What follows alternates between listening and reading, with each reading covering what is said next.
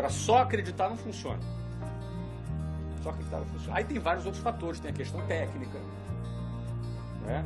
Tem a própria resiliência da pessoa, porque se eu disser para você que eu vou ter que levar 100 fracassos para ter o meu primeiro sucesso, meu cérebro até compreende essa estatística de conversão. Porém, a pergunta é, será que eu vou aguentar passar pelos 100 fracassos?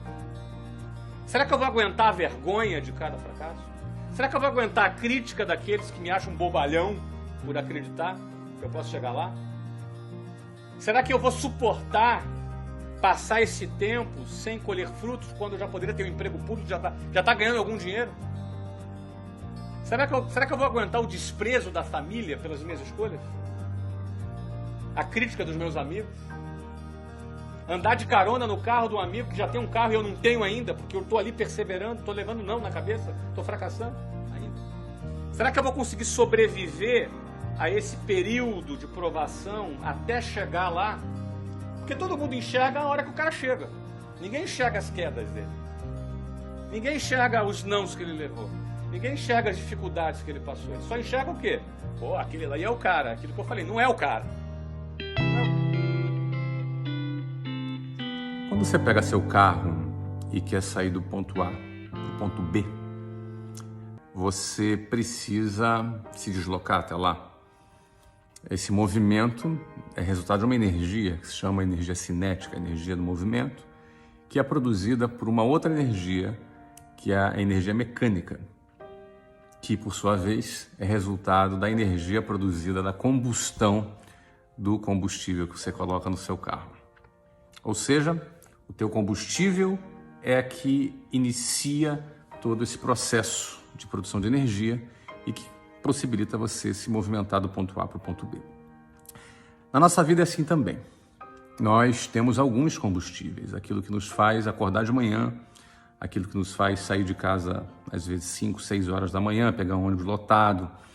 Hoje eu não pego mais ônibus lotado, mas sempre me lembro o quão difícil e duro e penoso e muitas vezes humilhante é isso. Mas o que te faz ter essa força para enfrentar isso todos os dias são os seus combustíveis. Seus combustíveis são as pessoas que você ama, a sua família, seus filhos, seus sonhos, seus projetos. Tudo isso é aquilo que te faz acordar para que você se movimente, para que você busque se movimentar do ponto A para o ponto B. O problema é o seguinte, tem um desses combustíveis, que é um combustível muitas das vezes pouco usado pelas pessoas. É óbvio que todo mundo ama seus filhos, sua família, todo mundo quer o melhor, todo mundo quer mudar, todo mundo quer melhorar. Mas nem sempre as pessoas ou nós mesmos usamos esse combustível, que é um combustível da inconformidade. A inconformidade é aquilo que nos faz olhar para o nosso ponto A, onde nós estamos, e a gente não aceita aquela situação. A inconformidade vem de conformidade. Conformidade, mesma forma, conforme.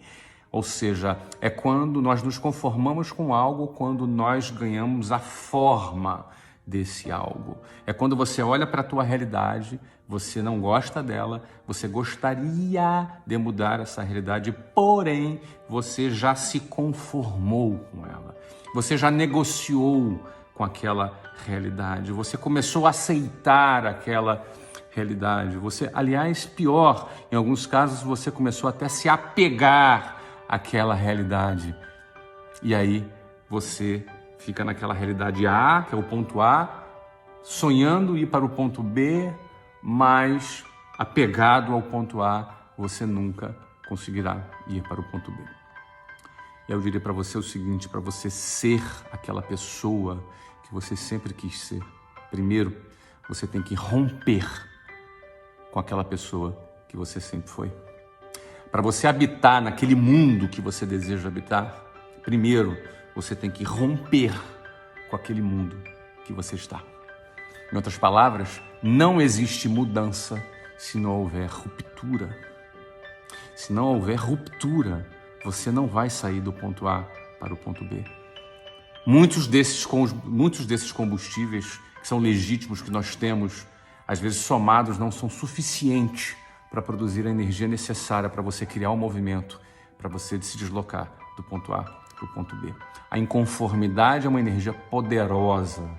Quando você olha, ela inclusive ela pode se expandir para energias mais fortes. Quando você olha para a tua realidade, você tem asco daquela situação. Você tem rejeição absoluta daquela realidade, a ponto de você se movimentar. Note bem, eu não estou dizendo que você não deve ser grato pelo que você tem. Sempre grato. Sempre grato. A gente sempre, por pior que esteja, tem mais do que muitas outras pessoas. Sempre grato pelo que a gente tem. Mas não confunda a gratidão com conformidade. Não se conforme. Não negocie. Crie rupturas. Esse, certamente, é o seu, se não o maior, um dos seus maiores combustíveis.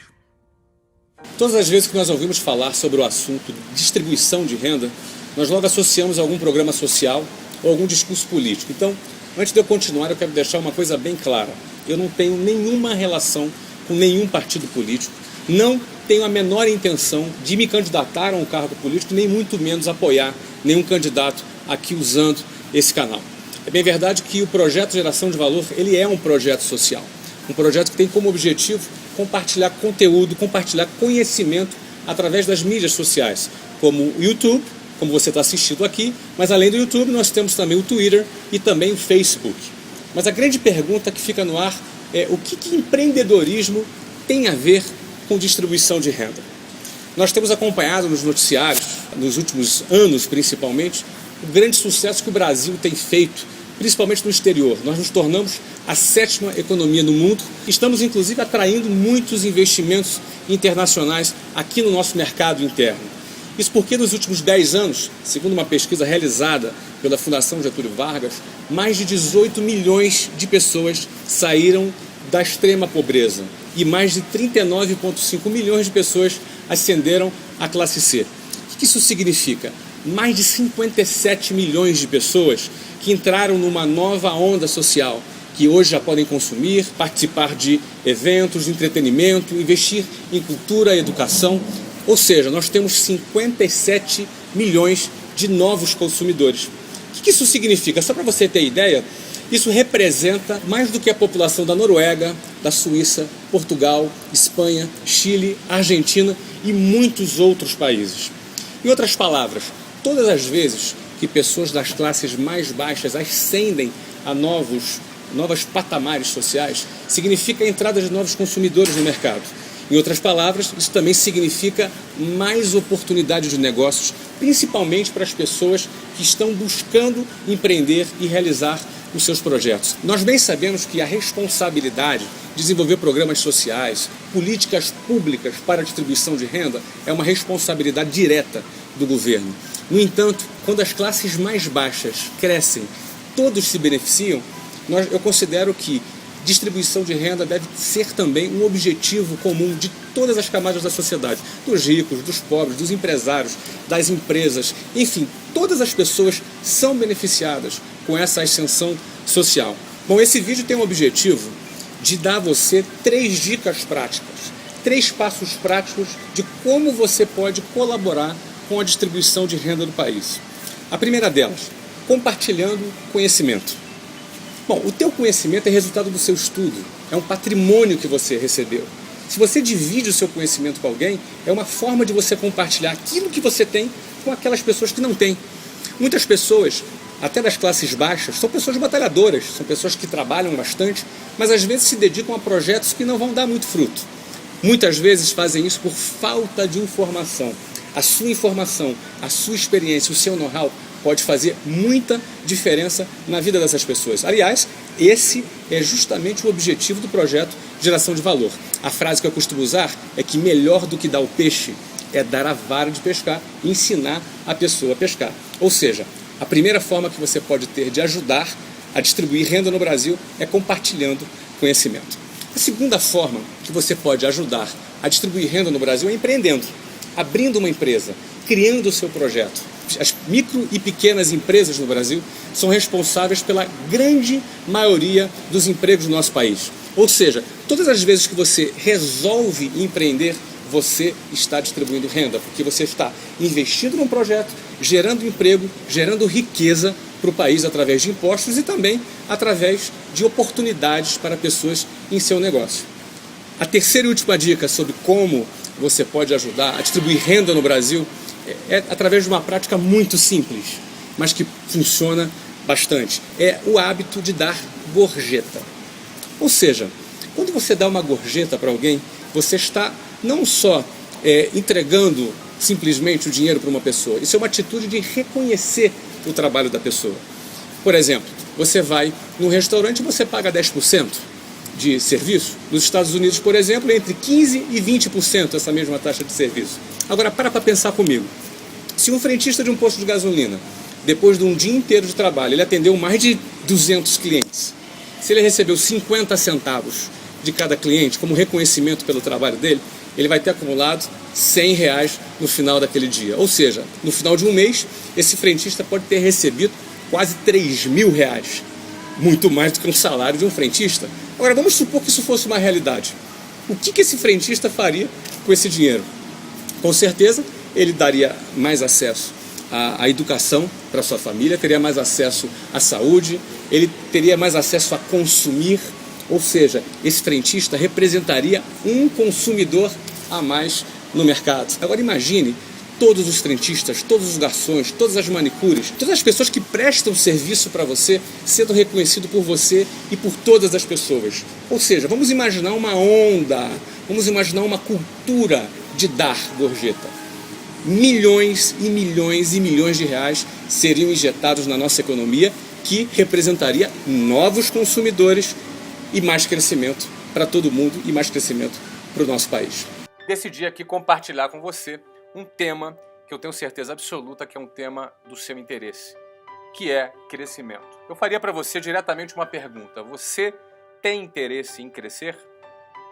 Eu digo crescer profissionalmente, crescer no seu negócio, crescer como homem, como mulher, crescer na sociedade. Tenho certeza que esse vídeo, que será assistido por centenas de milhares de pessoas, a maioria dessas pessoas vai responder no seu íntimo assim: eu tenho vontade de crescer.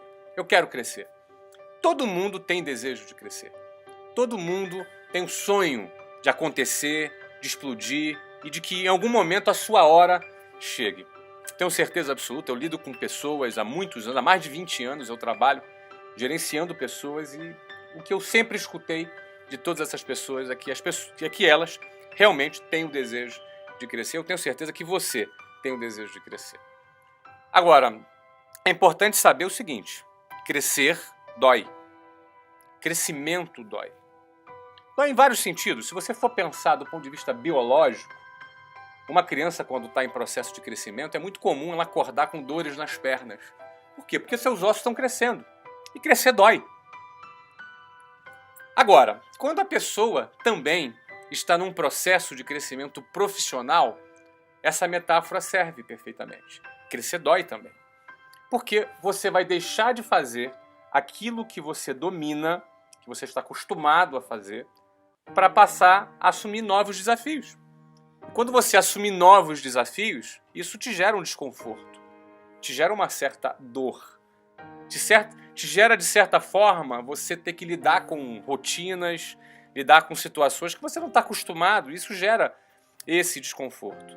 Crescer dói. A grande questão é você ter certeza de que esse desconforto, que essa dor que você passa quando você se lança a crescer, quando você se propõe a crescer, essa dor vale a pena, porque num segundo momento, depois que você começar a dominar as novas tarefas, as novas rotinas e aquilo que era num determinado momento um desafio para você, daqui a pouco já não vai mais ser um desafio. Você já vai começar a desfrutar desse novo momento, desse crescimento de uma outra forma num segundo momento. A grande questão é, crescer dói, porém crescer vale a pena. Essa dor vale a pena, esse desconforto vale a pena. Um outro caminho, adotado por muitas pessoas, é o caminho de não querer assumir desafios, de não querer assumir essas situações de desconforto, de não querer se lançar ao desconhecido, a passar por mudanças. As pessoas optam, às vezes, por se acomodar, optam por ficarem estagnadas, por ficarem paradas. E é fato, essas pessoas que ficam aí estagnadas e acomodadas, digamos assim, curtindo a vida, essas pessoas não sentem esse desconforto, essa dor que o crescimento promove. Mas a grande pergunta é, será que vale a pena? Será que lá na frente vai valer a pena? A resposta é muito clara. É óbvio que não vale a pena. É óbvio que quem não está nem aí para nada, quem está acomodado, quem está estagnado, quem tem medo de assumir novos desafios e acaba fugindo de assumir esses novos desafios, mais lá para frente ela vai trocar aquele prazer da realização pelo remorso. O remorso, por quê? Porque ele não vai poder voltar atrás. O tempo perdido não volta atrás. O relógio, ele só anda para frente. Ele não anda para trás. Depois que o tempo se perdeu e depois que não foi plantado, lá na frente o arrependimento vai bater. Logo, eu posso garantir a você que a dor do crescimento, o desconforto do crescimento, ele vale a pena, porque lá na frente você vai desfrutar daquilo que você se dedicou e daquilo que você plantou. Lá na frente você vai colher. Agora muita gente pergunta assim, poxa Flávio, eu tenho medo, sabe, do novo, eu tenho medo de ousar, eu tenho medo de arriscar, eu quero crescer, mas eu tenho medo. Deixa eu dizer uma coisa para você. Você não é a única pessoa que tem medo. Eu sinto medo também. Todas as pessoas sentem medo. Todos os seres humanos sentem medo. O medo, ele é parte da natureza humana. Nós, inclusive, sentimos o medo como um instinto de autoproteção, um instinto de sobrevivência. Logo, o medo não é uma coisa ruim. Todas as pessoas sentem medo. Todo mundo. Eu vim aqui para a China agora, dá aquele frio na barriga. Como é que vai ser? Como é que eu vou conseguir me adaptar à cultura? Como é que vai ser com o idioma? Será que a gente vai conseguir se comunicar e, enfim, né? E o negócio vai fluir? Eu, por exemplo, estou indo embora, estou voltando para os Estados Unidos, onde eu moro hoje, com uma sensação extraordinária de missão cumprida. Aquele medo inicial agora já não é mais medo, já se transformou em realização. Então, eu digo para você, todas as pessoas sentem medo. A questão é que algumas pessoas, diante do medo, enfrentam. E outras pessoas, diante do medo, fogem, se acovardam. Essa é a grande questão. Então, diante do medo que você tenha, eu digo para você, enfrente o medo. Enfrente a situação, enfrente o desafio. Porque lá na frente vai valer a pena. Vai gerar desconforto? Vai gerar desconforto. Vai doer. Por quê? Porque crescer dói, amigão. Já que crescer dói e você sente esse medinho de enfrentar esse desafio, a grande questão é, não se acovarde, como muitos se acovardam. Muitos se acovardam e pelo medo de perder, nunca ganham. Aliás, quem tem medo de perder, nunca ganha. O medo vai vir e você tem que enfrentar. E essa é a melhor escolha que você pode ter. E com certeza, você enfrentando os desafios, você vai ter oportunidade de futuramente colher. Se acovardando e fugindo deles, com certeza você, lá na frente, vai ser um a mais na multidão. E com certeza, isso não vale a pena. Ok, pessoal? Crescer dói. Você vai ter medo? Vai. Você pode se acovardar ou você pode enfrentar. Minha dica é que você enfrente.